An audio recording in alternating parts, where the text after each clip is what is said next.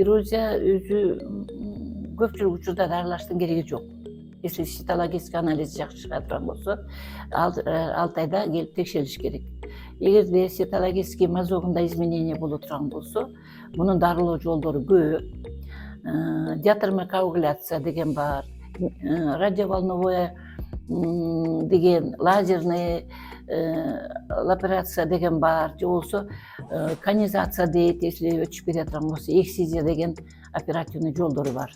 Кээ бир аялдар ошол эрозиясын күйгүзүп койсо төрөбөй калам деген ойдо болуп калышат, күйгүзүштөн да коркушат.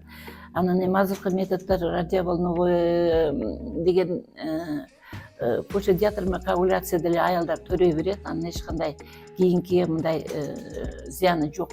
Бирок ошо ракты, жатындын рагын алдын алган оң деп ойлойм. Причинасы если сезгөнү болот.